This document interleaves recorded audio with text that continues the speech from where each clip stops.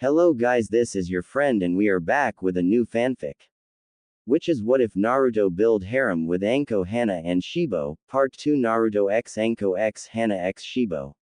And if you enjoy this fanfic then please press the like button and subscribe to my channel for more fanfic like this and comment for next part. And now let's start the fanfic. Can't wait to see their faces when I smack them with AD rank, Anko thought, laughing to herself as she guided them onto the roof of the building where a photographer was set up. A long line of genin and sensei stood waiting for their photo to be taken. As her students saw the queue of the squads waiting for their photo, their shoulders slumped at having to wait in line. Naruto turned to face her. "You coulda told us to meet you up here, you know." Anko smiled sheepishly, rustling Naruto's hair as she did so. "Patience is a ninja's greatest virtue, kid." Despite the sound response, Hana and Naruto just gave her an unimpressed look whilst Shiho smiled at her sensei's antics, causing Anko to subconsciously label her as her favorite of the three already. Being Hokage meant that he was seen as the most powerful and respected person in the village. One would think that power and respect would be on show every day as a sign of unwavering strength, but in reality, all the title brought him was paperwork. Lots and lots of paperwork.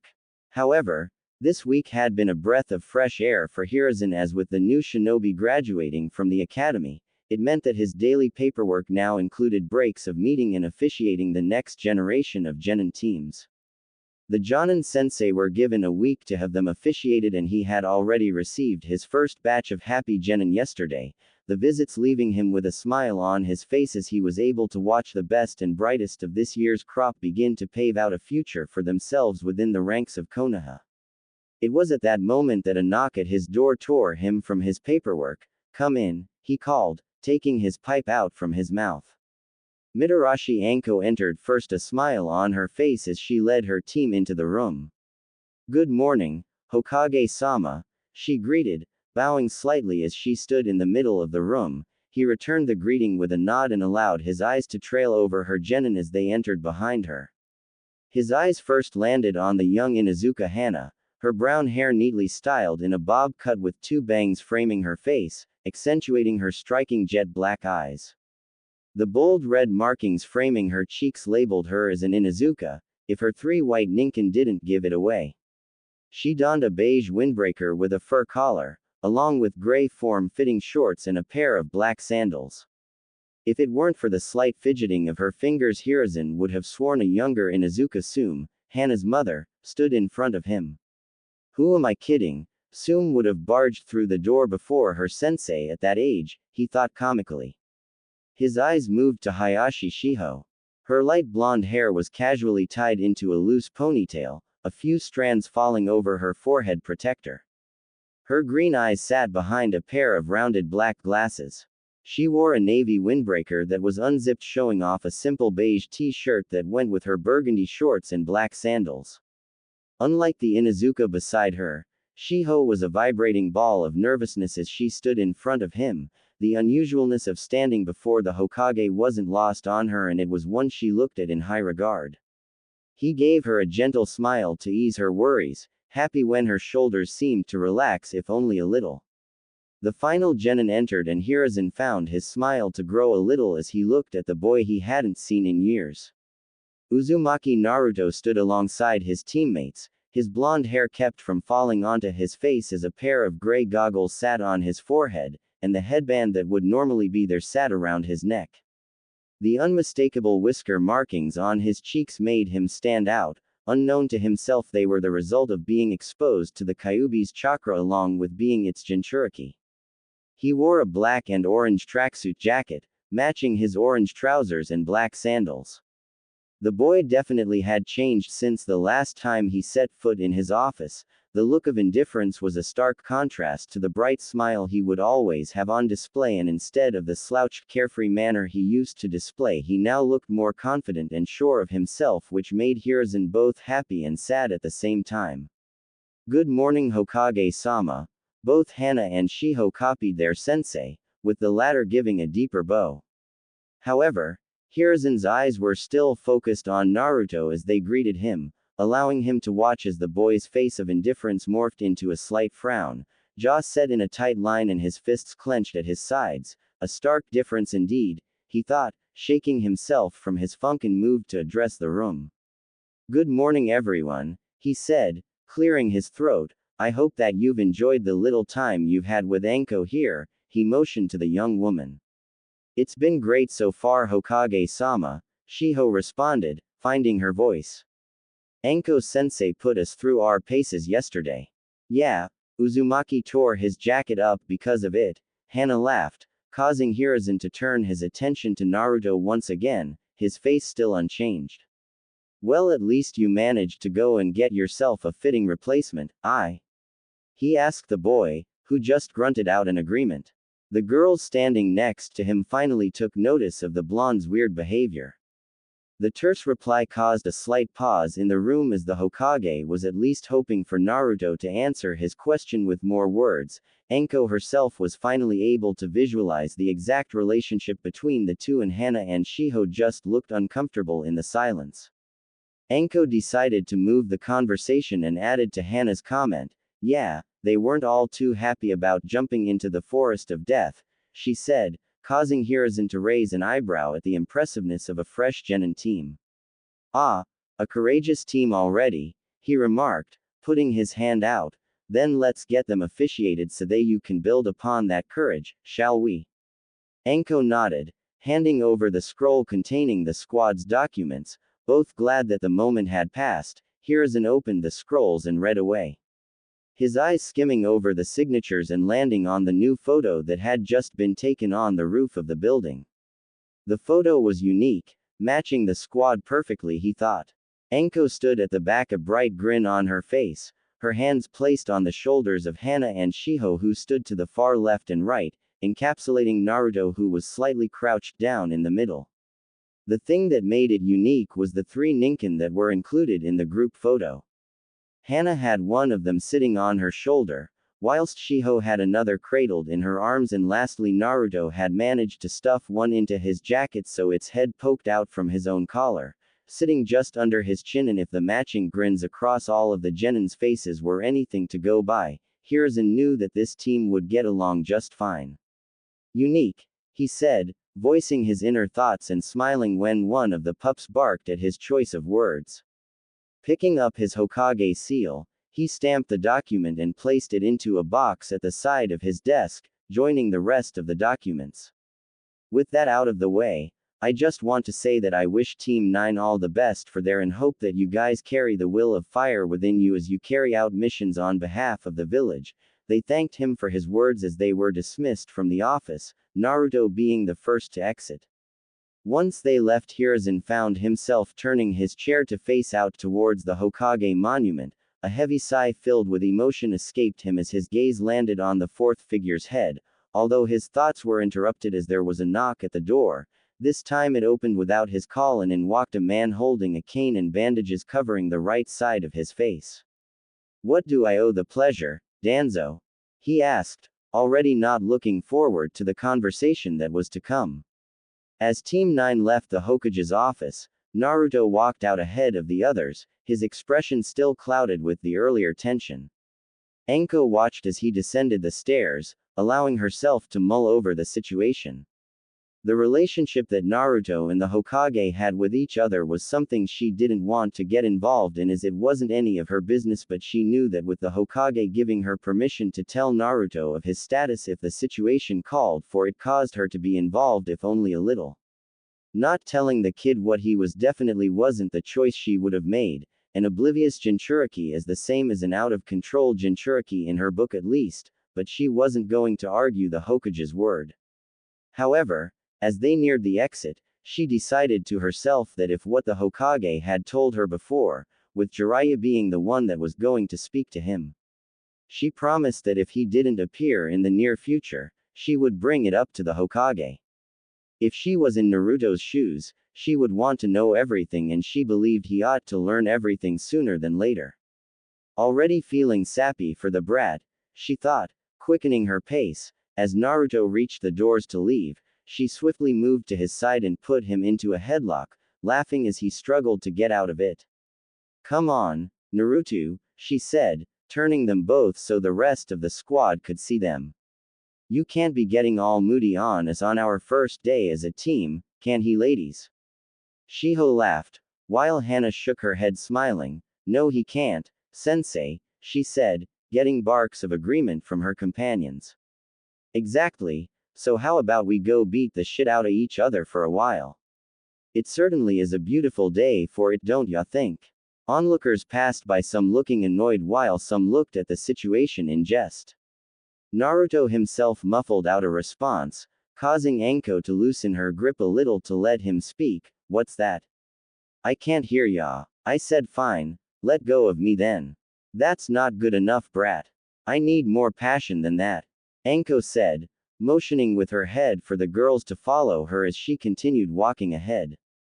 Naruto let out a growl at the embarrassing position he was in. I'm gonna kick your sensei, he managed to get out, causing Anko to tighten the hold once more. Ha ha ha, now that's more like it, kid, although I wouldn't make promises you can keep. It'll only hurt you in the end.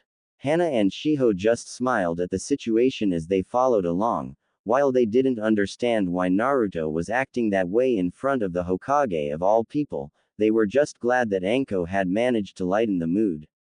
They were sure that the more they got to know each other, they would find his reasonings for the way he acted.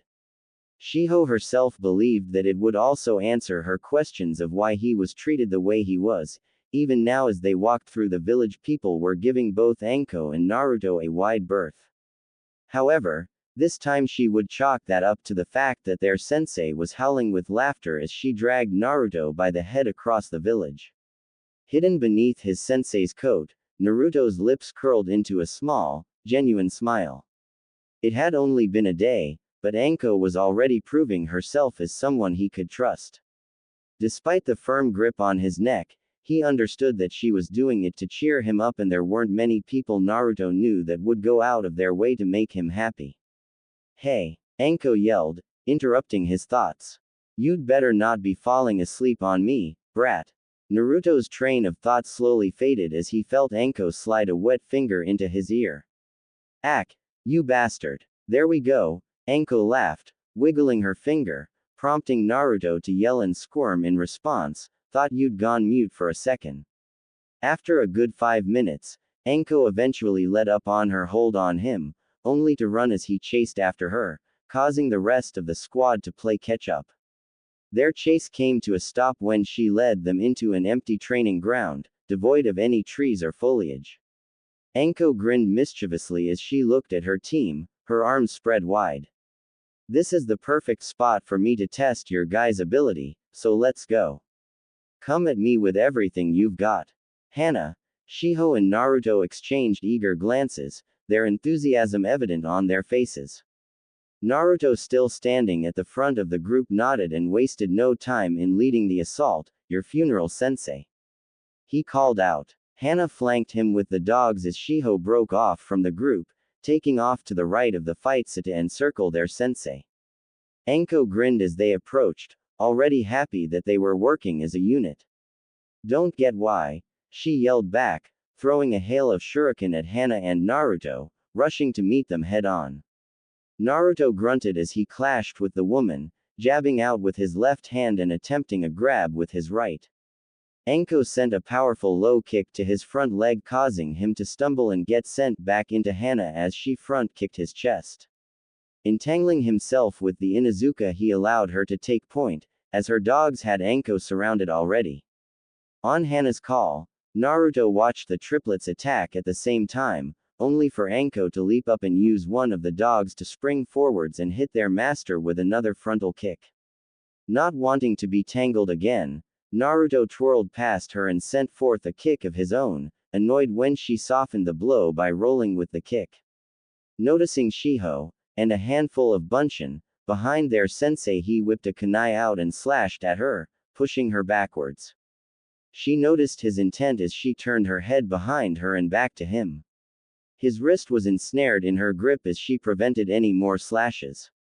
He went to throw a punch with his left hand but was taken off guard as a small snake snuck out from her sleeve and pounced at his face, its jaw open wide. He grabbed it before it managed to latch onto his face, only to get a fist planted into his right cheek and then to be thrown away as Anko turned to Shiho and her copies. He lay there for a moment, the snake still wriggling in his hand, and got his breath back. Charging in one-on-one wasn't working, and the three of them taking turns to attack her wasn't working either. They had to do it together at the same time, and even then, he wasn't stupid to think it would work. They were just out of the academy. Rising to his feet and tossing the snake away a good enough distance away, he watched on as Hana and Shiho must have come to the same conclusion as himself, as they were both attacking from two different sides at once. Deciding to join them, he took Shiho's earlier idea and brought his hand into the familiar seals for the clone jutsu. 6 doppelgangers appeared around him, and he charged in once again. Hana and Shiho noticed him, causing their sensei to as well. Turning, she caught 7 copies of himself rushing her at once. He himself was positioned at the middle left, glad as 3 of the 6 copies had just been dispelled with shuriken. He and the clones formed a line formation as they closed in, Hana and Shiho still pressing the purple-haired woman. She must have known the first was a fake as she allowed it to fall through her. The second was dispelled as one of the dogs got thrown at it, forcing him to jump over it. He and the final clone fell side by side and threw 2 front kicks at her midsection. The timing was perfect as Hana and Shiho both threw 2 punches at her head, while the 2 dogs went for her legs. She was caught and couldn't do shit about it. His grin threatened to split his face as their attacks closed in, time seeming to slow as they did so. They all landed at once. Anko's face was smooshed between 2 fists, her posture caved in as his foot made impact with her midsection and both her legs were trapped in the jaws of the dogs. Gotcha! Hana exclaimed, her grin matching his own. However, their work fell apart in front of them as their sensei vanished in a puff of smoke, obscuring their vision. A surprised yelp came from Shiho as the smoke dissipated. He and Hana were left looking at Shiho, who was buried shoulder deep into the ground, a confused and uncomfortable look on her face. Hair stood on his arms at that moment, causing him to jump back, his senses screaming at him as where he had stood 2 hands broke out trying to ensnare him. Hana wasn't as fast, as her right leg was snatched and pulled under, leaving her in an awkward position. Looks like you got lucky. Runt. Anko rose from the ground in front of him, raising her hand as he made to charge her once more. Your last standing, so you win. Confusion was evident on their faces as Anko laughed. Well, I did say that you would be sparring with each other, so this makes it easier, she said, turning to Hana and Shiho, the latter being dug out of the ground by 3 dogs as Hana was now standing. You 2 got caught first, so you're sparring each other. Specs, your taijutsu is the worst of you 3, but it's an easy fix, she said, glad that the girl seemed to not take offense as she nodded. You both spar together and try to learn from what Hana's doing. She's throwing moves that work with her size. Remember, it's a spar, so don't hit as hard as you were with me just now. She looked down at the 3 dogs. You 3 need to sit out for a bit, so go do dog things, she finished lamely. The triplets barked and lay down, causing Hana to facepalm. Right. Anko clapped her hands. Get started while I talk with Blondie. Hana and Shiho moved away a good distance as Anko turned to him. You and Hana are on the same level when it comes to taijutsu, but if the dogs aren't with her, then you take the cake, she said. Naruto nodded in agreement as he had already believed that to be the case. So, the only way you can get better at taijutsu is through experience at this point, which you will get as you take missions outside the village. Yeah, that makes sense. Just gotta make sure I don't get my skull caved in if I come up against someone out of my league. His pragmatic response got a snort from Anko. Yeah, that comes with being a ninja, kid. Although it won't always come down to a taijutsu match, and as I said yesterday, you're gonna be the powerhouse on the team. At the mention of his role, he failed to contain the excitement that grew on his face in the form of a smirk. So what? You're gonna teach me jutsu instead of sparring? He asked. If he was being honest, it was a little unfair sending his other teammates away to spar whilst he was getting a one-on-one from their sensei. However, the bark of laughter from his sensei gave him a feeling that he was wrong. This was further proven when she reached into her pouch and threw a kunai at him, his eyes unable to track the speed of the projectile. I don't play favorites, brat. The blood falling from the cut on his cheek was evidence of that. I'll give you stuff to work on after today's spar, and then once you three finish what I've given you, I'll give you another. So, it's down to your own ability to get stronger. Sound good? He nodded his head in agreement. Great, now let's dance. Once again the speed of his sense caught him off guard, and the fist that planted itself in his side sent a massive pain through his side, making him realize just how much she had held back in their 3-on-1 bout. I am beginning to hate you, he wheezed. His legs were swiftly swept out from underneath him, leaving him to look up into the amused eyes of Anko. Meanwhile, concealed amidst the dense foliage near the border of the land of fire and the land of wind, two figures knelt in perfect seiza, their forms obscured by the enormous oak trees that shielded them from prying eyes. The silence of the forest enveloped them as they sat with eyes closed, each holding a hand seal as they focused on holding a jutsu. Both figures sat in the same getup, black cloaks with red clouds and a straw hat obscuring their identity from those they would pass. However, at that moment the seal they had been holding was released, allowing for their eyes to flicker open. One figure possessed eyes that resembled golden slits, akin to a snake's gaze. The other's eyes were as chilling, if not more so than their partners, as they burned with an intense, almost hypnotic crimson hue. Their pupils were encircled by the unmistakable presence of 3 spinning tomo, a symbol of the infamous Uchiha's Sharingan. They rose to their feet and departed their secluded clearing in silence, merging with the public road leading them further away from the land of wind deeper into the land of fire. A signpost ahead indicated that Tanzaku quarters, still several hours away, would be their first destination. The Uchiha broke the silence as they turned from the signpost and began walking, not even glancing at his companion. We will keep to the roads at an even pace to prevent running into any squads from Konoha. Behind him the man adjusted his hat as he followed. Wise choice, we wouldn't want to slaughter innocent Konoha nin now, would we? The Uchiha turned, his head raised slightly to stare into the eyes of his companion, an unnerving look on his face. Have you got something to say, Orochimaru? Kukuku, not at all, Itachi-kun. I'm just thinking of what's best for the mission we have been given. He laughed, clearly undisturbed by his partner's threat as they both continued down the path, the sun beating down above them as they did so. Anko leapt effortlessly from rooftop to rooftop as her eyes scanned the horizon of the village as she made her way to Ichiraku's, the unofficial meeting spot for her squad. The past month had definitely been a productive one, and despite her initial worries in becoming a sensei, she found the experience to be great.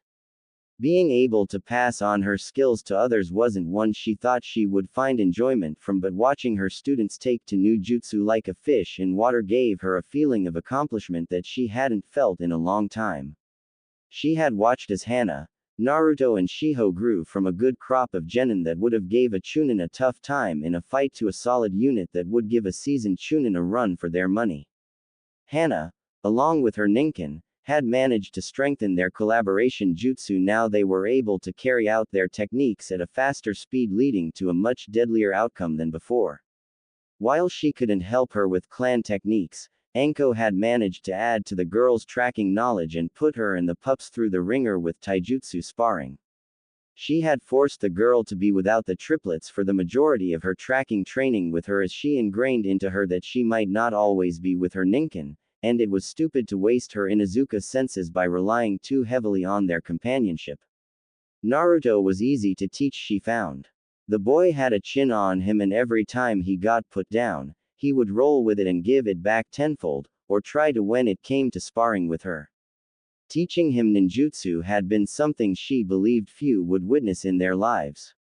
He had picked up a few jutsu fairly easy, which was good for a rookie, but that wasn't the impressive part. Whenever he couldn't get something down, he would put enough chakra into a technique to brute force it, and, even she who wasn't a sensor, was able to feel the chakra he wasted in doing so. Once the jutsu was brute forced, he would manage to work backwards on the technique, and not long after he was able to get it down to the point that using it in battle would further build on his experience. Despite the boy's progress this month, it was Shiho who impressed her the most. Anko knew that Shiho had confidence issues. She constantly compared herself to Hana and Naruto, and in doing so she kept thinking that she was leaps behind the other two because she wasn't as good of a fighter as them. Anko decided against telling her that she wasn't leaps behind and instead used that fire in her eyes to push her the most this month. Over the month she had finally been able to go toe-to-toe with Naruto and Hana in sparring. Her taijutsu was what had lacked before, but now the gap was closed, and the confidence boost the girl got from it propelled her into believing in herself more, resulting in a few genjutsu techniques being learned along with slightly being able to use a small ninjutsu to pull moisture out the air. Pausing on the edge of the rooftop, she halted her thoughts and observed Ichiraku's from across the street. Naruto was busy behind the counter, helping Ayame, despite the fact that he had to quit working there after becoming a ninja. As he helped the young girl, Hana and Shiho conversed with each other on the stools. Anko shook her head as Naruto splashed Ayame with the leftover water in one of the newly washed ramen bowls, earning a playful slap in retaliation. Despite not being employed there anymore, he still spent his free time there, which usually had him throwing on his apron once again. Anko had found that out over the past month, as when she couldn't find him at his apartment or at their usual training ground, he was always here with the father-daughter duo. Team 9-8 here at least once a week due to this, with Hana teasing the blonde on his reason for the ramen stand being his favorite. As smart as he was blind to the accusation Hana was making between him and the waitress, who failed to deny the accusations on her part if the way Ayame behaved around him when they were together. While Hana was correct in her accusations, she hadn't yet realized that here was the only place he was going to be treated normally. As she watched from her spot, she felt the mission scroll in her jacket pocket. She had decided to give them a shot at AC rank after impressing her the whole month and not losing their minds over the never-ending D ranks. It was all fun and games watching them the past month get progressively more fed up with the chores, but she knew when it was getting out of hand, especially the few times Naruto had to deal with ignorant clients, causing the two girls to begin getting curious about his treatment within the village. Their last D rank had them packing away belongings of the client that was moving home. Anko had left her team to get on with it, but once she got back, she managed to catch the client hovering over the Jinchuriki, critiquing his effort, and scolding him for being rough with their fragile things, despite Naruto causing no issues at all. The boy had the patience of a saint, but everyone had their limits, and she would rather not see him retaliating against a client. It also brought on the issue of Hana and Shiho being suspicious of his treatment, with them talking about it in hushed whispers whenever they thought she was out of earshot, or when Hana had glared openly at a few vocal villagers whenever they got too loud for their own good. When that time was, Anko didn't know or have the say in, but a mission outside the village would suffice as her way of helping out a little by letting Naruto have a breather and stop Hana and Shiho from asking too many questions. She was brought out of her thoughts as the three ninkin around Hana's stool raised their heads, one of them letting out a bark as they finally recognized her scent, causing those occupying the stools to turn to her, smiling as they saw her. Her focus shifted to the three pups that raised their heads from the feet of the stools. Haro, she thinks, let out a bark as they finally recognized her scent, causing Hana and Shiho to turn to her. They're better than at the start of the month, that's for sure, she thought as she leapt from her spot and landed in front of them, patting their heads as she went through the awning. Hey sensei, Naruto greeted, looking over his shoulder from where he stood chopping onions, receiving a nod from her in response. She pulled out a stool for herself, sitting next to Hana, who looked at her expectantly. Let me guess, we've got a mission? She asked, Shiho's head tilted behind her waiting for confirmation. Anko grinned and reached into her coat pocket, rolling a scroll onto the counter, making Hana's eyes widen as she jumped out of her seat grabbing the scroll. Yes, she cheered, no more chores. Naruto joined from behind the counter with his cheers, and Shiho, while less rambunctious about it, celebrated on the higher-ranked mission. All of them shared fist bumps and even Ayame received one from Naruto, who smiled at seeing him happy. However, Anko caught the worried look that crossed her brow as Naruto leaned over the counter to read the scroll's contents. "We're leaving in an hour, so go home, grab your packs and meet me at the north gate," she commanded, happy when Hana and Shiho nodded and left. Naruto hung his apron on a peg, said his goodbyes to Ayame and threw one into the back to Tuki, before he gave a two-fingered salute and left in a shunshin, the Norin curtain swaying with his departure. As they settled to their normal position, Tuki came out from the back and stood next to his daughter and stared into Anko's eyes. "I know Naruto is capable of looking after himself, but please look after him, Anko-san," Tuki said, bowing slightly with Ayame following suit. "He's grown a lot, but I still do worry about him sometimes." Anko chuckled, rising from the stool, slightly abashed at the respect she was being given. "Don't worry about it, we'll be gone a week max," she assured, making to leave the stand herself, catching Ayame's eye before she exited. "We'll be back before you know it, trust me." It had taken Team 9 a day and a half to navigate the unfamiliar terrain, with Anko relentless in pushing their endurance to the limits. Although this was their first venture beyond Hai no Kuni, Anko refused to ease their pace. She was determined to teach them to push past their limits, ensuring they wouldn't become liabilities in the field. As the squad crossed the border into Yu no Kuni, the pungent sulfuric smell invaded their nostrils as they approached Yugakure, the village hidden in hot springs. The once militaristic village had transitioned into a pacifistic tourist destination, capitalizing on its renowned hot springs. Their current mission, a simple C-rank retrieval task, aimed to retrieve the delivery of supplies for a client back in Konoha. Anko monitored her genin as they traversed the trees, jumping from branch to branch. With a raised fist, she signaled them to stop. "We should take to the ground from here on out," she advised, dropping to the foliage below. "We don't need Yugakure shinobi thinking we're a threat." Following her led onto the gravelly dirt road, Team 9 realized that they weren't far from the village as an imposing torii gate stood out in the distance. The large wooden structure stood tall as a landmark amongst the sulfuric clouds rising around the land. The sun was low in the sky as they approached the gate. A warm golden glow shone through the gaps of the gate, casting the squad in a ray of light as they approached the check-in station. Naruto took in the slight serene moment, inhaling deeply the smell of sulfur in the air. "Glad you're enjoying the smell," Hana chimed in from his side, a hand rubbing at her nose. "This place reeks." Her three ninkin whined at her feet, agreeing with her. "It's not that bad," Naruto defended, squinting at the brief ray of light that blinded his eyes. "Yeah, that's 'cause you have a weak sense of smell," Hana retorted, her chest puffed out with a sense of clan pride despite the situation she was in. "I guess so," Naruto shrugged, a smirk on his face. "I would hate to have your sense of smell every time I took a shit."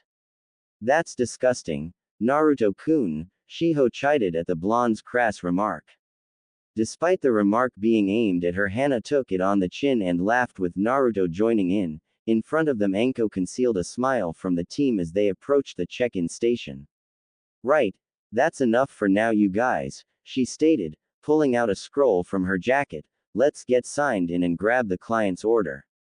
After that we can book a room and you guys can do whatever you want for the rest of the night." The trio behind her straightened, internally cheering at the freedom they were going to have. "Yes, Anko-sensei," Shiho answered for the others as reached the desk. As they approached the sign-in desk, they came face to face with a seated Yugakure shinobi. A woman with a slim build and a pretty smile dipped her head in greeting. She wore a padded brown flak vest, the symbol of Yugakure proudly displayed on her shoulder pad. Beneath the padded vest, she wore a comfier and looser vest top. Her sleek white hair was done up in a tight ponytail, a few strands framed her face similar to Hana's. "Welcome to Yugakure," she greeted with a welcoming smile and gentle voice that surprised Naruto, who had expected a more guarded reception from foreign shinobi. Her green eyes looked over Team 9. "What's the reason for your visit, Shinobi-san?" Anko, accustomed to the formalities, presented the mission scroll containing her team's identification. "We have a mission to retrieve some goods for a client back in our village," she replied, handing over the necessary documents to be allowed entry. The woman inspected the documents, her sharp eyes roaming the page with a practiced eye. "Thank you for your cooperation, Anko-san," she said, handing back the documents. "Feel free to explore the village and enjoy your stay. If you need any assistance, don't hesitate to ask any member of our forces." Anko nodded, with Shiho giving a slight bow behind her, motioning for Team 9 to enter the village. Upon passing the Torii gate, they were met with the enchanting features of the village. Soft glows from lanterns illuminated the cobblestone pathways, wooden bridges spanned the small canals that crisscrossed the village. The houses and buildings were that of small townhouses. Dark wooden roofs with intricate carvings and latticework added to the elegance of the village as villagers passed them by, wrapped up in comfortable clothing. Everyone held faces of tranquility as they bobbed along, many looking at the small stores and street stalls as they did so. Even as they looked over the low buildings, they could see majestic cliffs that had their own sulfur clouds rising from them. A truly tranquil effect befell over the village. The gas illuminated by the lowering sun added an otherworldly hue over the area. The unique charm of Yugakure, with its elegant townhouses, cobblestone paving, wooden bridges, hot water canals and lantern-lit pathways painted a picturesque scene that set it apart from the energy back home. Anko smiled at the reactions of her genin. "Nothing like back home, huh?" she asked as the team watched a few kids squeal at the three ninkin as they passed by, their parents holding them back from running over. Naruto, all too accustomed to the wary glances and hushed whispers that would follow him back home, found himself in an unfamiliar situation. Vendors called out cheerfully, inviting him to explore their wares. Children didn't get pulled away, instead, their curious eyes followed Team 9 with interest. People nodded in greeting, acknowledging them with a kindness Naruto had only ever experienced within the Ichiraku's stand. In the streets of Yugakure, he realized something that left an unsettling thought within his mind. For once in his life, he wasn't met with the weird and unwarranted looks he faced back in Konoha. Here, in this foreign land, he was just another person. As Anko's question lingered in the air, Naruto cleared his throat, ignoring the feeling in his chest. "Yeah, it's nothing like Konoha." After they managed to track down the location of the store, the sun had begun to set across the horizon. Anko had managed to find reasonably priced lodgings for the night, managing to get 2 rooms so that Naruto didn't have to share with her and the girls. She hadn't missed the meaning behind Naruto's statement earlier, and she knew that as soon as they got back home the kid would most likely push for another few missions outside of Konoha, and she couldn't blame him for it. She couldn't begin to understand the feelings that he must have at the moment, but she allowed them to do what they wanted for the rest of the night so that they could all experience the world outside the walls of Konoha, and she would be lying if she didn't do it more for Naruto's sole benefit. While she had wanted them to experience the village for themselves, she was currently trailing Naruto, who had notified her that he was going to look around for a bit before calling it a night. She knew it was up not letting the kid have some privacy, but she wanted to keep an eye on him. So, she kept her distance from afar, using the bustling crowd to hide herself along with a small transformation jutsu to change her hair color and turn her forehead protector into a cloth headband.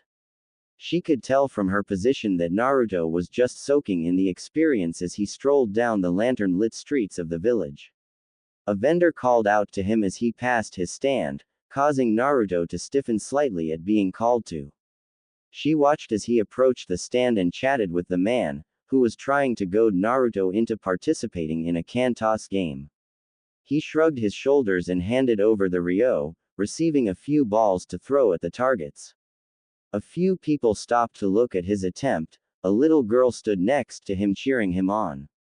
To the surprise of the onlookers, he tossed the first ball with enough force to smack all of the cans off the shelf, causing a few to clap their hands at his skill. The stall owner handed over a large stuffed rabbit, albeit begrudgingly. Naruto rubbed at the back of his neck as the little girl next to him babbled to him. Anko chuckled slightly at his discomfort. The mother tried to move on, sending Naruto an apologetic smile, but he surprised them both and even Anko herself as he handed over the stuffed animal, patting the little girl on the head before saying his goodbyes and continuing his stroll down the street. Anko smiled at the little heartwarming interaction as she passed the mother and daughter, continuing to keep the same distance between herself and her genin. The fact that he was already having such interactions with strangers within a day of arriving in Yugakure left a bad taste in her mouth. She moved to follow him, passing by the mother and the ecstatic daughter who was looking as if she had the world in her arms. Following him didn't continue much longer, as at fate would have it the ramen nut eventually found himself a seat at a small ramen stand. Anko shook her head at the boy's fanaticism for ramen. She wouldn't put it past him and say that he had sniffed it out. Deciding she wouldn't mind a bowl of ramen, Anko released the transformation jutsu and approached the ramen stand. Of course, you would end up here. Saw it and couldn't resist the pull it had on me. Naruto turned to her with a smile. What are you doing here? She slid onto the stool beside him. Thought I would get something to eat and saw you here, decided I would join you. The old lady running the stand turned around to both of them. Both Naruto and Anko gave their order before she turned again to prepare their meal. So how are you finding the mission so far? Anko asked her student as they waited. It's okay, I guess, he replied, resting his back against the stand as he looked to the streets. It's just a glorified D rank but without the hassle. Anko laughed. Wait until you're having to play bodyguard to some merchant, then, you'll be begging to do a D rank. He smirked at the anticipation of what's to come. Well, at least with guarding clients, there's a chance of getting some action, you know. Their ramen was placed in front of them, and Naruto dug in. Anko chose to wait until hers cooled down. There's still a chance of getting into a fight even on this mission, so don't ever let your guard down. Besides, looking for action is what gets you killed, so don't go looking for it. He stopped his eating, taking in her words with a thoughtful expression as he pondered her advice for a moment before resuming his meal, a contemplative look in his eye. Anko observed him as she ate, deciding to change the topic slightly. So, besides the mission, how's it feels being away from home? She asked, sipping the broth of her ramen. Naruto glanced at her, considering her question. Anko watched as if a conversation with himself played out in front of her, as if he was struggling to answer. It's different, but I don't need to tell you that I'm guessing. He asked her with a pointed look, to which Anko nodded once, causing him to deflate slightly. She didn't mean to ruin the boy's mood as he stayed silent for a moment, twirling his chopsticks around in his hand. You don't need to answer it, Naruto. I saw it when we first got here. I was just wondering how you truly felt about it, that's all. He nodded at her reasoning. Well, I'm treated like shit back in Konoha for a reason that everyone but me knows about. The old bastard won't tell me anything either, and I am supposed to just deal with that and be all cool with everyone. Anko saw his shoulders ease up as he spoke, as if a weight was being lifted from him as the words came from his mouth. I want answers, but at the end of the day, it doesn't matter, does it? Anko frowns at the question. If she was in his shoes, she would be fighting tooth and nail for the answers. Of course it matters, everyone should know things that concern themselves. Don't you want to know the truth? I did. He shook his head. I do. But it really doesn't change anything. At the end of the day, people are still gonna treat me the same. The only difference is I'll know the reason for it. Anko nodded, understanding the thought process behind his attitude towards his treatment. While she could see how he doesn't bat an eye back home to it, she couldn't simply leave it like that. The Hokage gave her the role as Team 9 sensei, and that meant she had to look after them as if they were her family. She knew that the Hokage had promised he would tell him when the time was right, but with Naruto's true feelings being told to her, she couldn't shake off the determination to address the issue with the Hokage when they return home. You might be right about people not changing, but knowing the truth could give you a sense of closure that you didn't know you needed. He placed his now empty bowl onto the top shelf of the stand, before standing up and giving her an easy smile. Look sensei, I've got Ayame and Tuki back home and last month I got you guys too. As long as I have that then I don't care about anything else, all I want to do is serve my time as a ninja and if I don't die doing this I'll just retire and help Ayame run the stand when the old man's knees give out, okay. Anko couldn't help but smile back at the blonde's straightforward life plan. You sure you don't wanna aim higher than a ramen cook? Maybe I'll convince them to franchise Ichiraku's, he said as he turned to leave, waving over his shoulder. I'll see you in the morning sensei. Yeah, see you in the morning brat, she called back, turning to finish her bowl of noodles. The little lady behind the counter looked at the empty spot next to her. I guess you've been left to pay the young man's bill. Anko laughed. Little will hear about this tomorrow. She reached for her wallet, chuckling at the antics of her genin.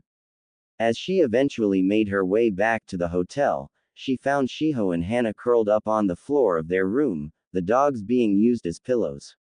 She moved silently as to not wake them. One of the pups opened their eyes in recognition before closing once again. As Anko got comfortable in her futon, she vowed to speak with the Hokage and push for the kid to know about his status soon. As she closed her eyes, a sharp stinging sensation burned on her neck as her curse mark began acting up, causing her to turn on her side and wait for it to pass. Thankfully, she didn't have to wait long until she became numb to the pain, managing to get comfortable once again before drifting off to sleep, unaware that her genin would find out about his status sooner than she thought. As the morning sun started breaking through the room's windows, Hana stood stretching in the middle of the room, her back letting out a satisfying pop. The hotel futon was better than what they had to camp on in the forest days prior, but it was not as comfortable as her own bed back home. The pungent sulfuric odor that assaulted her senses yesterday had become more bearable. Even with the windows closed, she could still smell the iconic smell of the village, but it only bothered her now if she intentionally focused on it. Nonetheless, she wasn't eager to stay another day here. As she let out a sigh of relief, Shiho had just rolled away their futons and her three ninkin sat awaiting patiently by the door. The sound of a toilet flushing signaled their sensei's exit from the bathroom. As she walked out, she muttered something about the perils of street food, prompting two smiles from Hana and Shiho. Their sensei, noticing that they were ready to go, grinned at them. All right, let's grab Naruto and figure out if we're having breakfast or hitting the road. Following Anko out, the girls and pups headed to Naruto's room. Anko turned to them. What are you guys wanting to do? Hana and Shiho shared a look, with Hana shrugging. I wouldn't mind getting something light, sensei, Shiho supplied as Hana nodded in agreement. Cool, even if Naruto wants to head out, he's been outvoted. So, Anko smiled, letting out a yawn. Besides, the little shit managed to land his late-night ramen bill on me last night. Hana laughed at her misfortune, a gleam in her eye as an idea came to her instantly. Well, you know what that means then, sensei. He's paying for the breakfast. Her proclamation caused their sensei to burst out into loud laugh, not caring about those sleeping in the rooms they passed. Shiho giggled quietly whilst still being embarrassed at her sensei's lack of manners. As they approached their teammates' room, Shiho raised her hand to knock, only for the door to slide open. What's got you so happy at this time, sensei? Naruto asked. Hana took over the role of laughing as their sensei held a cruel smirk on her face. You're covering the breakfast bill, Uzumaki. At Hana's statement, Naruto tried to laugh it off by raising his hands in slight protest, only for their sensei to reach forward and snatch the boy with his collar, putting him into her signature headlock as she began marching to the hotel lobby. Shiho smiled at their antics. If Anko-sensei and Naruto decided to stop being ninja, they could become traveling comedians, as there was never a dull moment with the two. Despite the nice thought, Shiho's smile fell and let out a sigh as she looked Naruto's room. You could have at least put the futon back, Naruto-kun, Shiho called out. The boy's muffled protests were all that answered her. XXX. Ayame took her time as she climbed the steps to Naruto's apartment. 3 days had gone by since he had gone off on his mission outside the village, and surprisingly, they had gone by rather quickly. Not as if she was keeping track or anything like that.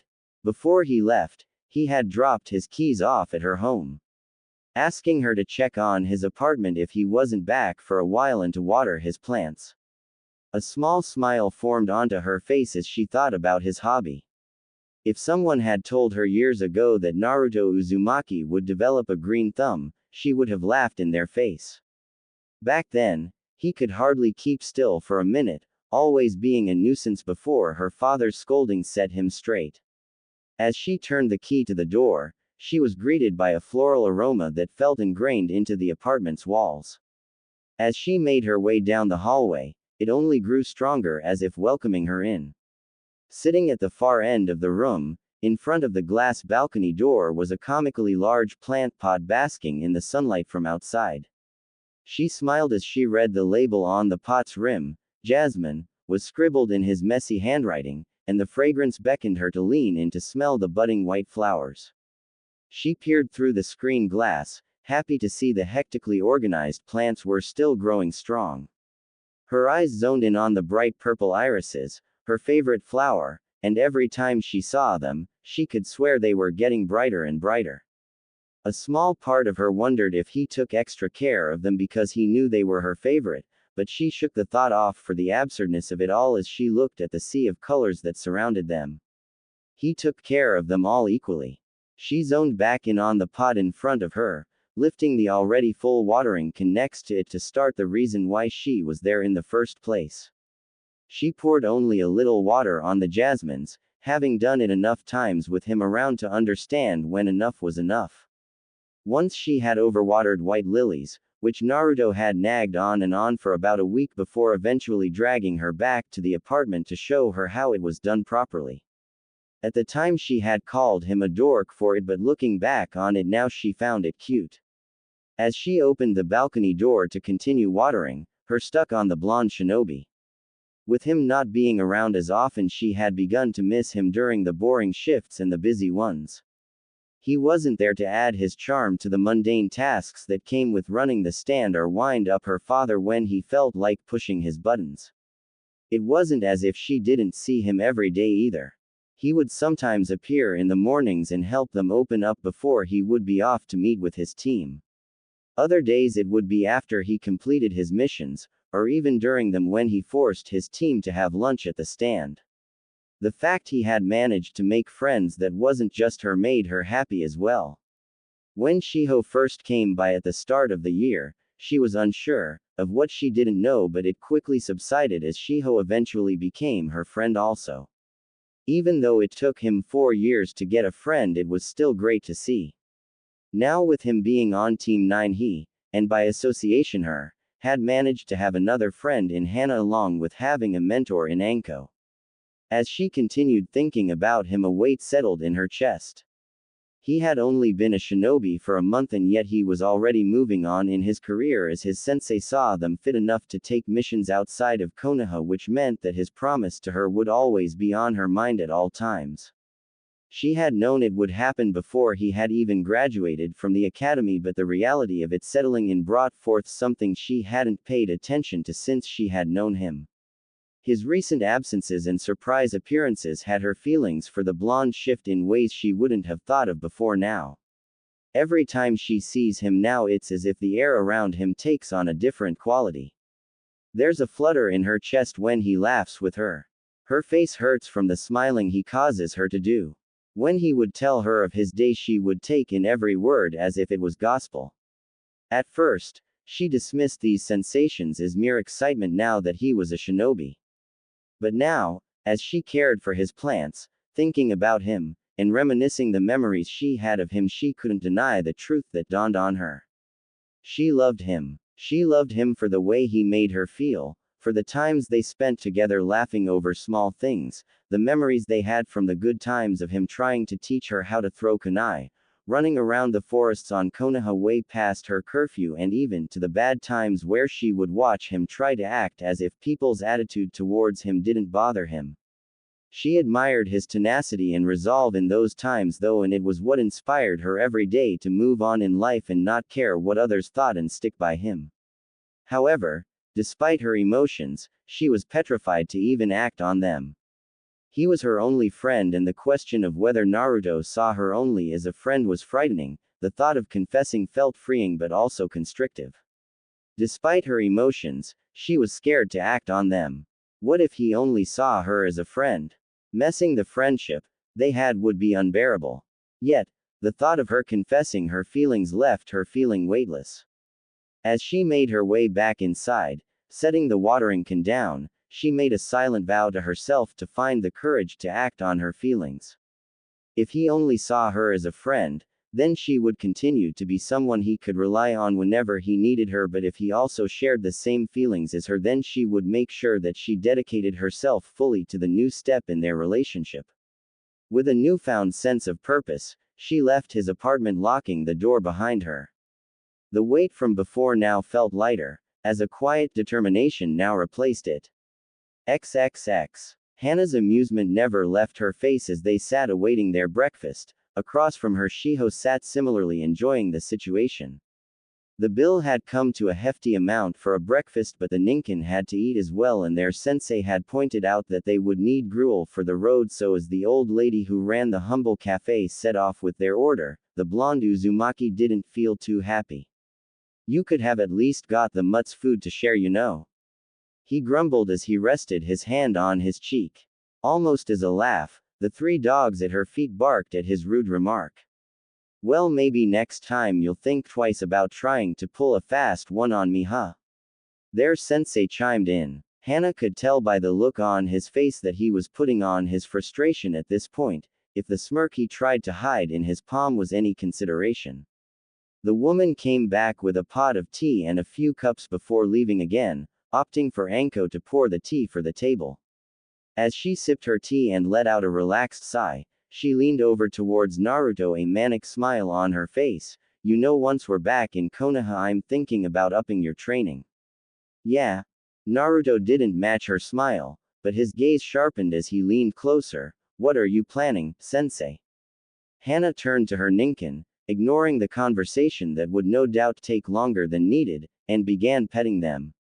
Shiho also turned to them, smiling at the interaction. "What are you doing once we're home, Hana-chan?" Besides Anko-sensei no doubt giving us more relentless training, she thumbed over to the conversation next to her. "I think my ma is wanting me to help Kiba with training his pup." Shiho smiled. "How's Kiba-kun been enjoying the academy?" Her question received a loud bark of laughter along with a shake of her head. "The runt hasn't stopped complaining about how boring it is." Shiho giggled, her eyes briefly looking at Naruto. "He sounds like Naruto." The days when Funano-sensei would drone on about shinobi history, he would always complain about it. "Yeah, I was in the same boat." She finished patting the dogs as she noticed their food coming to the table. "What are you doing when you get back?" Their breakfast was placed in front of them. The full table thanked the lady before going back to their separate conversations, Shiho herself looking at the ceiling pondering her plans. "I think I might go see the new Princess Gale movie that came out last month." Hana snorted, a teasing tone to her voice. "Seriously? You like those movies?" Shiho shrugged, smiling back unfazed at Hana's tone. "Yeah, they're fun. You can come with me if you'd want to." "I dunno. Never been a big fan of movies if I'm honest," Hana replied, taking a bite of her grilled fish. "Well, if you do decide to come, I'll pay," Shiho smiled, taking a sip of her soup, "and if you like it, you can pay for the next one whenever it comes out." Whilst Hana mulled over the offer, Anko and Naruto were still in conversation about training next to them. However, both conversations paused as the door to the cafe opened. A chime of a bell sounded out across the cafe. Their training of always making sure of their surroundings kicked in as the newcomers appeared in the doorway, donned in single-sleeved black cloaks with red cloud patterns adjourned across it. Both figures' faces were hidden by the large straw hats that obscured their faces from being seen. Kukuku, the atmosphere at the table shifted immediately as their sensei's hand went straight to her neck, a troubled look on her face as she eyed the front figure at the doorway. Their hand lifted to push the straw hat up, revealing a set of gold snake-like eyes that bore down on Team 9, immediately provoking a fight or flight response from them. I thought I felt your presence nearby, Anko-chan, the newcomer said, their voice full of twisted delight. You even brought along your little genin, how wonderful. A tongue snaked its way out of the person's mouth as heat at his lips, like a predator eyeing its prey. Team 9 was too frozen to move, the dogs beneath Hana's feet were shaking, also being affected by the aura the figure gave off. The other cloaked figure behind him, standing outside the cafe, hadn't moved at all, only observing from the slits in the straw hat. Hana's breathing grew heavy, the answer to Shiho's proposal lost in her throat as the new situation unraveled. Across from her, Shiho gripped at the table to try and steady her shakes, and even Naruto, who was next to her, was clenching his fists. A kunai held in one showed he was at least slightly ready for something worse to happen. Anko let out a shout of fury, before hailing a barrage of shuriken at the entrance, not even turning to them as she charged the figure. You three get yourselves out of here. Now. Her action caused them to snap out of their funk. Naruto turned to them and nodded before running out of the cafe, with Anko set on fleeing once they had left. Anko's hail of shuriken had caused laughter to escape the man as he jumped back onto the main road, his partner standing eerily still at the cafe entrance, not even stopping Anko as she made to attack. As the girls followed Naruto to the doorway, they heard the voice of Anko's opponent call out to his partner, I'm sure you can keep the children interested whilst I catch up with my old student, Itachi-kun. The name drop of the new opponent caused Anko to turn her eyes away from her opponent to look wide-eyed at the man standing next to her genin. Her call was cut off as her opponent appeared next to her and kicked her halfway down the street, her body bouncing along the cobblestone path. Naruto, being the first to the door, turned to the man, now named Itachi. He quickly positioned himself so that Hana, Shiho and the Ninken could get out of the door whilst he himself threw a kunai at the man, followed up by a kick to the stomach. His eyes bulged out of his head as the man easily moved his head to the side, dodging the kunai before raising his hand up to grab his foot. It was then Itachi's hat raised slightly, allowing for a set of red spinning eyes to stare back at him, almost glowing from beneath the hat. Since you've already caused a commotion, I guess I'll have to make sure you don't make it worse. The monotonous voice of Itachi spoke from beneath the high cloak, tossing Naruto's foot down to the ground. At least it allows us a chance to gauge the ability of the Jinchuriki. No doubt Leader Sama will be interested in that. As he finished speaking, Hana and Shiho could only watch on as Itachi repaid Naruto's kick with one of his own, this time too fast for them to keep up with, as they could only watch on as Naruto let out a grunt of pain as he sailed backwards into the cafe. Hana and Shiho once again stood still, unable to process their situation.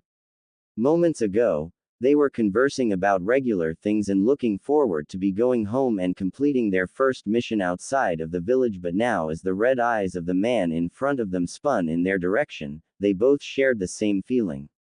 They might not make it home. XXX. Naruto's head spun as he moved to stand, wincing at the sharp pain that came from his ribs. No doubt, a bruise was already starting to form from that kick, or worse. He couldn't dwell on the pain, knowing he had little time to rejoin the fight. The only issue was that he instantly realized these guys were out of his league. If his sensei's reaction to them was any consideration, they might be out of her league too. That thought scared him. Scanning his surroundings, he spotted the back door to the cafe he had been booted into. All the civilians in the front of the store had fled, but his eyes met the old lady who had taken their order. She sat wide-eyed underneath a prepping table, staring at him. Realizing she was in harm's way, the man who had attacked him entered the front of the store. He had to act fast to get the old lady out of danger. Although he was in a dangerous situation and last night his sensei had warned him about seeking out fights, Naruto couldn't help the giddy sensation that flowed through him. Yes, he was scared, but he would finally be able to find out how he fares in a real combat situation. So, despite the situation he found himself in, his heart began beating like a wardroom and his blood began fueling the energy to go all out. First save the woman, he instructed himself, faster than he thought he was capable of. he tossed a smoke bomb through the service window. The smoke quickly pillowed the front of the cafe, allowing him to snatch the old lady up and charge to the back door. Once she was clear of the area, then he would test himself. Bursting through the door led him to a back alley connecting nearby stores, with trash cans lining the entire alleyway. He turned to sprint to the main street and drop the lady off, only to find the cloaked figure already there, waiting for him. "There's no use in running from me." Despite the thundering heartbeat in his ears, he could hear the man as if he was whispering into his ear, "You will only prolong your fate." That, he thought defiantly, turning the opposite way and pulsing chakra to his feet, adding extra for the weight of the woman in his arms, and launched himself onto the roofs. Once his feet landed, he wasted no time charging forwards once more. A small glance back showed that the man wasn't following him. However, upon turning back around, he was standing right in front of him once more. This guy was fast. Too fast. And Naruto was only putting this woman's life in more danger. He should have just left her in the cafe, but he didn't know if the man was going to unleash a destructive jutsu within the place to hurt him. "Why are you attacking us?" he shouted to the eerily still man, his straw hat keeping his face hidden. "My partner is difficult to keep under control." There was movement under the cloak as the man pulled an arm out of the neck, allowing him to undo half of the buttons on his cloak, letting his arm rest out. "So, while he checks up on his old student, I'm left to make sure you guys don't interfere." Naruto's gaze narrowed as the figure reached up, casually tossing the straw hat to the side, revealing his face. Naruto's eyes widened as he took in the appearance of the attacker. The man before him wore a slashed Konoha forehead protector, signifying his broken ties with the village.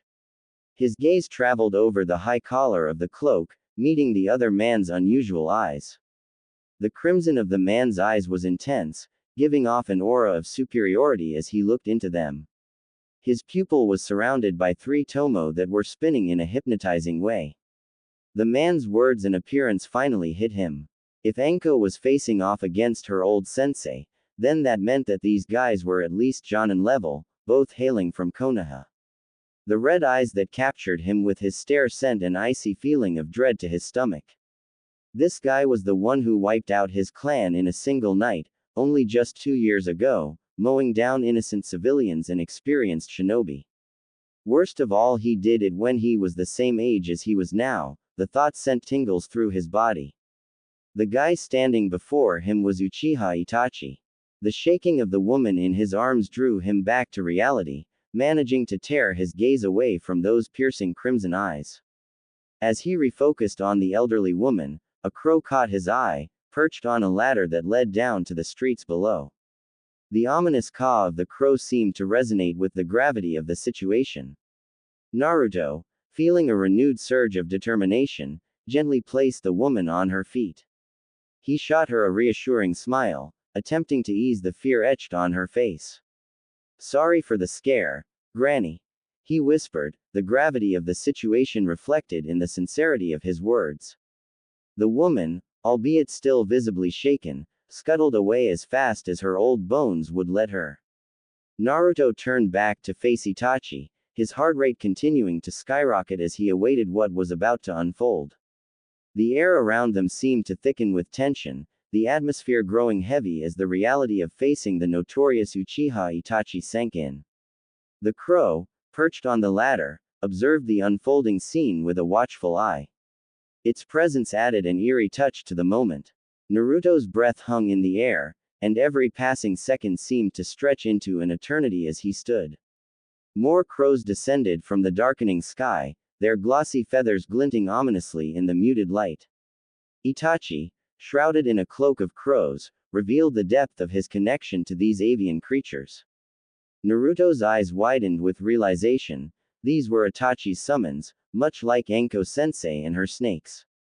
The crows descended upon Naruto, their wings creating a symphony of ominous rustling. The swarm surrounded him, engulfing him in a flurry of feathers and darkness. Naruto felt an otherworldly chill, and the world around him seemed to warp and twist. The sensation was eerie, like being trapped in a nightmare woven by the crows. A realization struck him: he was caught in a powerful genjutsu. Panic surged as Naruto struggled to break free. Desperation etched his face as he bit down on his lip, drawing blood in an attempt to snap out of the illusion. But nothing changed. The crows continued their dance around him. In a frantic move, he drove a kunai into his leg, seeking the shock of pain to shatter the illusion's hold. Thankfully, with that, Naruto broke free. The darkness lifted, and he found himself once again standing across from Itachi. The Uchiha, seemingly unfazed, observed Naruto with an unreadable expression. The crows had dispersed, leaving only one, perched ominously upon the man's shoulder. Despite his ordeal, Naruto's resolve remained unbroken. He panted heavily, beads of sweat trickling down his forehead. He wasn't the best with genjutsu, and he didn't fare much better breaking out of them, so he couldn't afford to be ensnared by Itachi's genjutsu again. Taking the lead this time, Naruto charged forward, his gaze fixed below Itachi's chin, deliberately avoiding eye contact. He now knew the danger that lurked within those Sharingan eyes. With a series of seals, Naruto built up chakra in his lungs and shot a few bullets of wind towards the Uchiha. The man responded with the subtlest movement of his head, effortlessly dodging the two attacks. Naruto cursed himself. His aim was off due to the nerves running through his body, but he couldn't let it fail him. Pressing on, unleashing a barrage of shuriken and kunai from various angles. The weapons glittered in the daylight as they soared through the air, aiming to draw first blood. The crow on Itachi's shoulder flew off into the sky, freeing itself from the danger. Once again, however, the man's posture didn't change as he sidestepped the incoming projectiles, only reaching out to nab two of the shuriken into his fingers, quickly returning them back to their sender. Naruto turned his head as fast as he could, only receiving a slash across his cheek, still pressing the man. Instantly he brought two kunai in his hands and begun implementing his taijutsu on the man. The kunai slashing his upwards arcs to the man's throat, with a few knees coming up to try hit the man in the gut. Itachi continued to effortlessly dodge Naruto's attacks, moving with a grace that seemed almost otherworldly. The Uchiha remained composed, not throwing any counterattacks, and Naruto felt the frustration welling up within him. Gritting his teeth, he couldn't shake the feeling of being toyed with by the powerful figure before him. The taijutsu exchange intensified, with Naruto's every strike met by Itachi's evasive maneuvers. The air crackled with tension as the dance between the two unfolded. Naruto, fueled by a mix of determination and irritation, pressed on, each movement deliberate and forceful.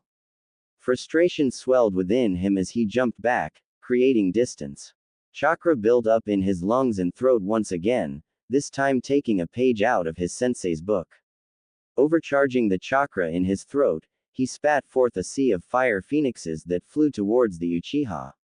Itachi was forced to move from his position as he darted in and out of the swarm of fire, continuing to show off his skills and further infuriate the blonde. Naruto made to attempt another jutsu, but his hands were clamped down by his attacker who had flickered in front of him. Now it's my turn. Itachi, taking control of the situation, sent a chakra-infused knee into Naruto's stomach, lifting him effortlessly into the air. The blonde ninja gasped as the impact forced the air from his lungs. Itachi, with a fluidity reminiscent of a dance, began a sequence of kicks, juggling Naruto in the air. Each strike was precise, each movement deliberate, showcasing the Uchiha's skill. Naruto, helpless in the onslaught, felt his body battered and tossed like a ragdoll. Itachi's capoeira-style assault was a display of both grace and ruthless efficiency. As Naruto hovered in the air, Itachi abruptly disappeared, only to reappear behind him. With a powerful dropkick, he slammed Naruto down onto the rooftop, causing it to cave in. The force of the impact sent Naruto tumbling down into the shop below. The dust settled, revealing Naruto coughing up blood on the floor of the damaged shop. His vision swam, and every breath felt like a struggle. Through the haze, He focused on the hole in the roof. His opponent's eyes flashed for a moment, filled with an ominous gleam. Itachi descended into the damaged shop, landing above the battered Naruto. The Uchiha, without a second thought, unleashed a series of devastating blows. His strikes were a blur, a symphony of calculated attacks. Itachi's fists and kicks landed with precision, leaving Naruto defenseless against the relentless assault. Naruto's body convulsed with each hit, pain radiating through every fiber of his being. He struggled to maintain consciousness, his vision blurring further with each passing moment. Itachi's eyes remained fixed on Naruto, the intensity in them only growing as he continued the brutal beatdown in the wreckage of the shop. His attacks ended with Itachi standing above Naruto, his stoic visage unchanged by the chaos he had caused.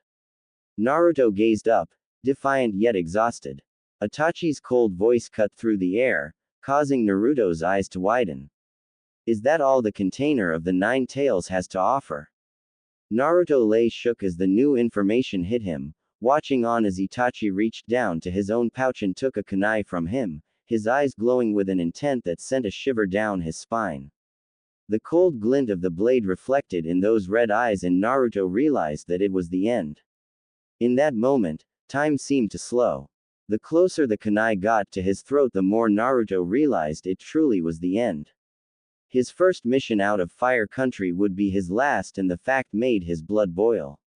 His mind was occupied with the agreement of becoming Team 9's main assault specialist, with the promise to protect them when situations turned to times like these. He wasn't good enough. He thought of the promise he made to Ayame and Tsuki after he had graduated. His promise would be broken if he didn't go back. They would never forgive him. As the feeling of imminent death drew closer and closer, his last feeling wasn't one of fear. Instead, a searing hot rage consumed him, anger at allowing Itachi, someone not that older than him, to hold this much power over him. Anger at the years of pretending not to care and shrug everything off without a care in the world, and finally anger at himself for not doing everything he could have done. This torrent of raw emotion fueled the thunderous anger in his chest. A guttural scream erupted from him, echoing through the area, and as the sound reverberated, Naruto's vision turned a fiery red. The primal scream proved to be a force to be reckoned with. As Itachi, taken aback by its intensity, leapt backward instinctively, creating distance between them. Naruto's mind was fogged over by his growing rage, his vision bubbling over by the red chakra that spewed out of his skin, coating him in a cloak of red-tailed beast chakra. In that moment, Naruto's mind was set on one thing and one thing only. To break every bone in that man's body. XXX. Anko couldn't believe the situation they were in. Moments ago, the streets of Yugakure were peaceful, bustling with everyday activity. Now, it had become a battlefield, with civilians fleeing in terror, their screams echoing down the streets. Her sensei hadn't aged a bit since the last time she saw him, his skin forever that pale white, but it still looked younger, her own skin a chilling reminder of the chase of immortality he had been so fanatical about. She had already spotted a few Yugakure shinobi clearing the area, but she knew that there wasn't a single person in this village that could handle the vile man before her. She dodged another swarm of snakes, sending a fire jutsu back, allowing her to use its cover to scan the area and spot her genin. Hana and Shiho were still standing back to back outside the cafe, desperately defending themselves from attacks from Itachi Uchiha. She saw a few cuts on their skin, glad for the unknown reason for the boy playing with them life food and not outright killing them. She couldn't fail them so early in their careers. Naruto was nowhere to be seen, and the thought struck her hard. Was Orochimaru here to take her for more experiments regarding the curse mark, or was he here for Naruto? The question itself made her ire grow at the situation they've found themselves in. The thought of her losing the team already, coupled with the idea of Naruto falling into Orochimaru's hands, was unbearable. Bastard! She screamed, launching a barrage of shuriken and kunai from her sleeves. The shuriken flew in a way that it would prevent him from moving away from the kunai aimed for his vitals. It would have worked if he was an ordinary being, that is, as his body constricted and reshaped itself to pass unharmed. Is that any way to speak to your sensei, Anko-chan? Orochimaru teased, sidestepping another attack. You've grown, but you still lack finesse. Another wave of snakes accompanied his words. Quickly she placed her hands onto the ground and formed a high earth wall allowing for the snakes to pass around. As she prepared for another jutsu, the ground beneath her broke apart and Orochimaru broke out, a sword in his mouth pinned for her jugular. Raising her forearm guard she angled it to deflect the blade's path. Pain shot through her as the sword managed to slash through the metal. Years of practicing with her own poisons told her the sword was laced with a fast-acting toxin. The burning sensation under her skin was unmistakable. Like I said, you lack finesse. His words were punctuated by a forceful kick to her stomach, sending her flying into a building behind her. Despite the pain, she couldn't afford to give him a moment's respite. She quickly got to her feet, swallowing an antidote as she charged back out. She was beaten to the punch by two Yugakure shinobi who stepped in front of her. One of them was the woman from the gate yesterday morning. She knew they both stood no chance. Before she could even shout out, the ground rumbled beneath them, and she barely managed to send a snake to pull the woman back as her ally was swallowed by a serpent. This is Orochimaru were up against, go and warn the village higher-ups. Anko ordered. The woman's eyes widened in fear and turned to run, only for her to meet the same fate as her fellow shinobi as another snake swallowed her whole and burrowed back into the earth. It's always useful to get test subjects in times like these, Orochimaru cackled, his forked tongue flicking out as he laughed. You never know what hidden potential may be under their skin. As if to prove his point, a foul chakra made itself known in the air. Anko's fears heightened to a new level as the daunting chakra of the nine-tailed fox blanketed over the area. Her adrenaline spiked in response to the fear caused by the chakra. If he had unknowingly tapped into it, then things were bad on his end. She saw Orochimaru's eyes brighten from her spot. So, it is true that my student was given the honor of babysitting the Jinchuriki, he said, turning his attention away from her and towards the direction of the chakra. It's more intoxicating up close, he mused as if she wasn't even there. Anko pounced on the opening.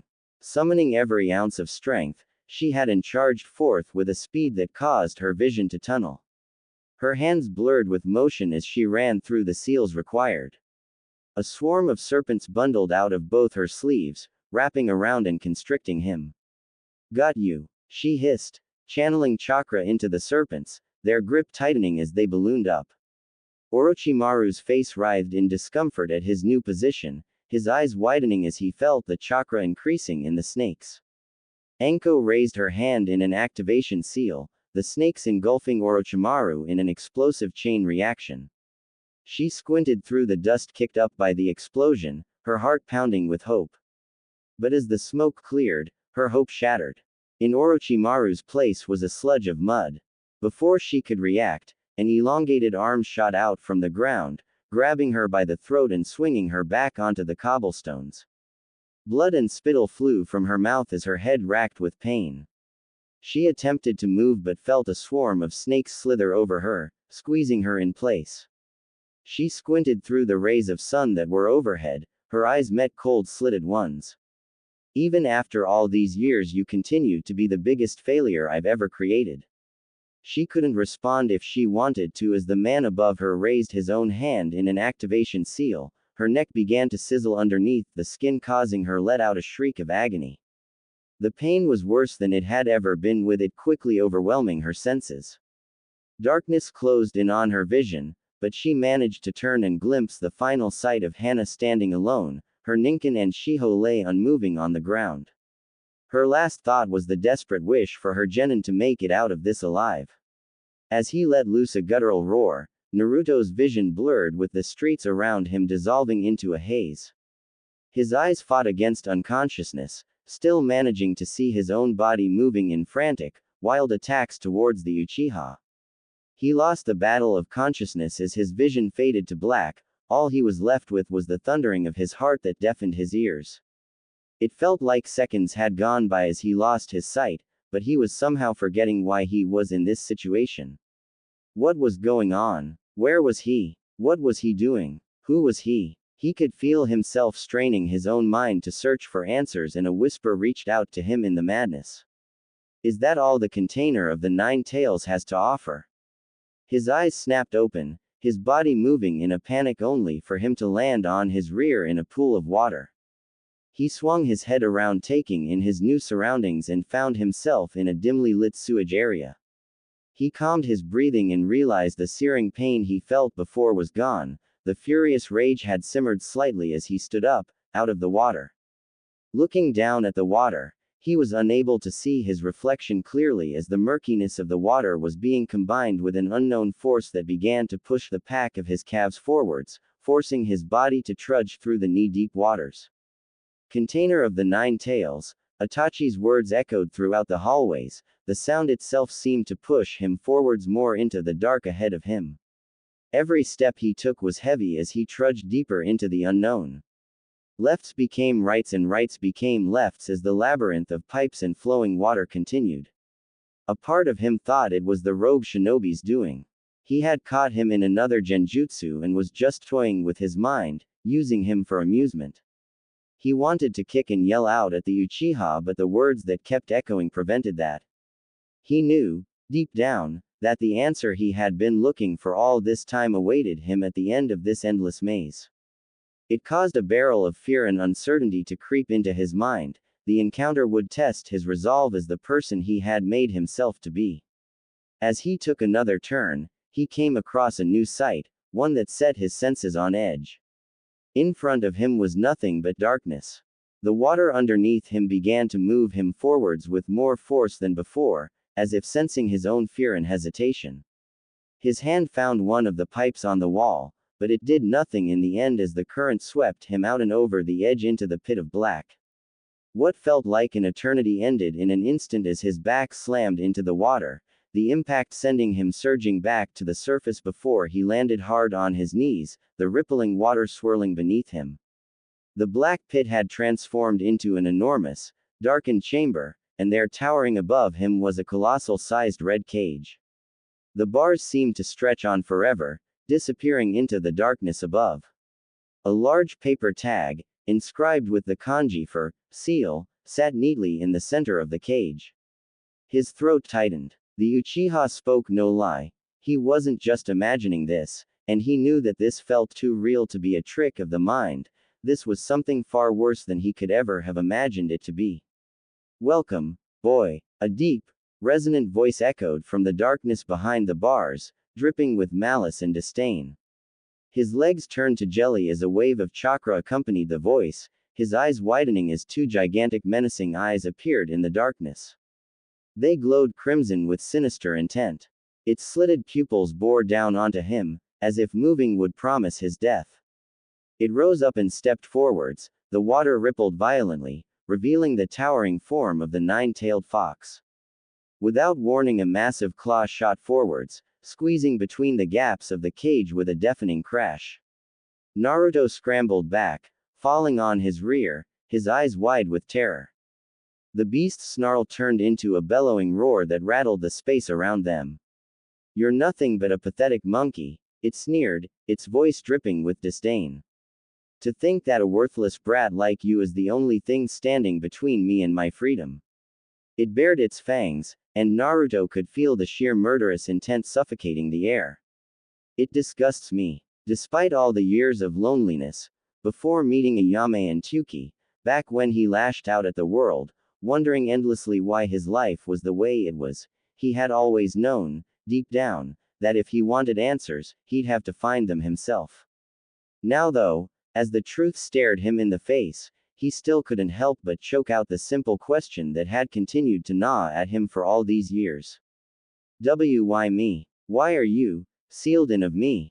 Its snarl twisted into one of mockery. "Do not think of yourself as special. You are nothing but a vessel. A cage. Your bastard Hokage sealed me within you, locking me away, treating me like some trinket to be used when needed.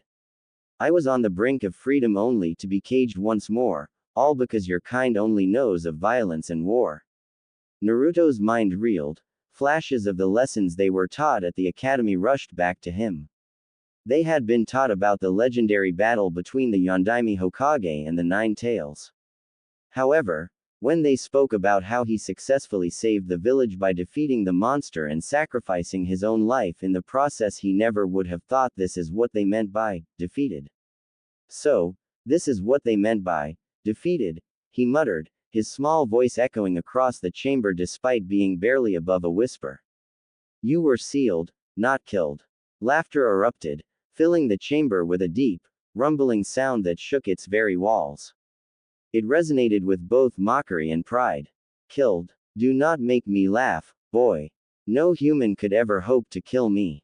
Many have tried, but ultimately, the greed of your kind won out and they sought to steal my power for their own selfish needs. It felt as though there was no cage between them in that moment as the fox's head loomed closer, its eyes boring into him even more, its lips curling, exposing its maw full of razor-sharp teeth. Your Hokage may have locked me away once more, but I tore through him and his wife like the pathetic worms they were, and I laughed as I did so, knowing that killed their chance of raising a family, raising their newborn son. The fox's head was bubbling through the gate at this point, its form shifting to get closer to Naruto's body, the very son they sealed me inside of. The head of the fox popped and reformed back behind the cage as its final words echoed across the space. Naruto didn't pay its appearance any mind, however, as it felt as though his world had blown up in his face. His body felt as though he had the wind kicked out of him, his throat clogged full of raw emotion, so much so that it began to leak out in desperate gasps for air. The Yondaime was his father. He had sealed the fox within him. His own parents gave their own lives so that he would have to live like this. The people who were supposed to love and care for their child had left him alone, to grow up hated and ignored. To be treated as a pariah, all because he was forced to hold this thing in him. He was now only just finding out because of a freak occurrence with some rogue ninja from the very village that had shunned him for holding this demon. What was the point of it all? The fox's thoughts slithered past the bars and honeyed with his own. They brought you into this world, only to treat you like a tool. It said, you haven't been treated fairly all these years, whilst the man who did this is treated as a hero. A raw, bitter anger swelled within Naruto, the same feeling he felt seeing Itachi moments ago. Only this time it agreed with his mind's thoughts and his body. The cackle from the Nine Tails felt like velvet on his ears, a warm bubbly feeling comforted his body as his anger continued to build. Yes, that's it. Feel it. Feel the anger, the hatred. You've been left in the dark, your own feelings tossed aside just as a tool should be. Now let it out. The visage of the fox faded away as Naruto's sight turned red. The comfort he felt moments ago shifted as he began to transform. His body was being covered in the menacing chakra that leaked from behind the bars. The burning sensation was too much for his mind to comprehend, leaving him to do the only thing he could manage in that moment. AAAAGH. XXX. Outside the seal, the transformation happened too fast for even Itachi himself to understand what could have gone wrong. Moments earlier he had the Jinchuriki on the floor of a shop under a genjutsu. Then the boy began using a small amount of the fox's chakra, and while it was a surprise to see it in person, happening in real time through his Sharingan, he was disappointed in the way the power turned the boy into a mindless rage.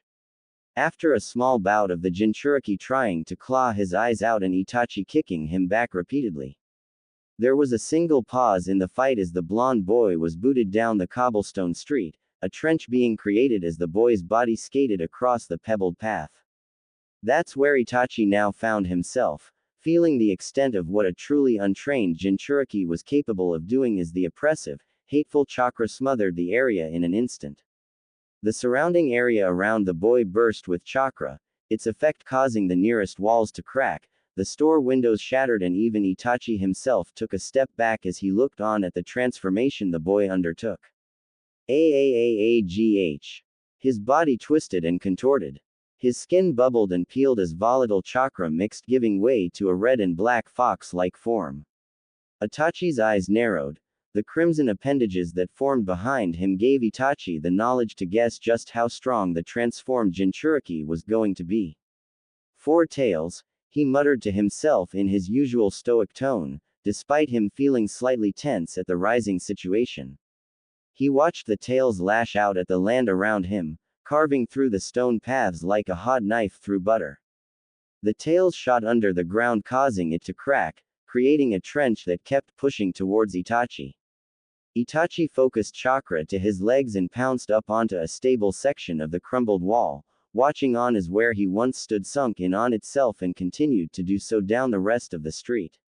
Any semblance of damage control he thought he could achieve was quickly forgotten as the supports of nearby buildings collapsed under the shifting ground.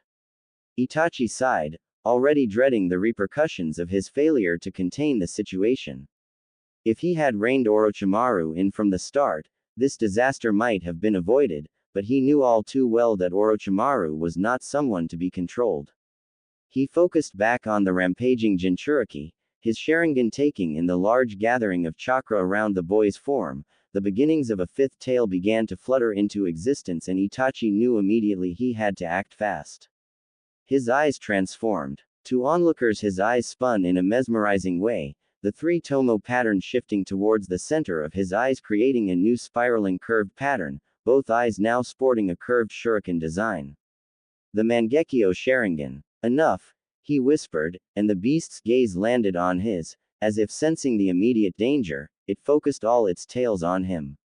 Most in his position would have been torn apart and turned into red mist, but his eyes allowed him to see the trajectory of the chakra tails and move to dodge them, finding the single path to not get pierced by them. The white eerie eyes had turned away from him, the knowledge of the Sharingan's power not forgotten despite the beast's behavior, but Itachi spun in between 2 of the tails, kicking off the ground and vaulting, using his hand to avoid another tail attempting to pierce his back. He threw his hands into a quick seal, a shadow clone appearing to his left just as he landed onto his feet.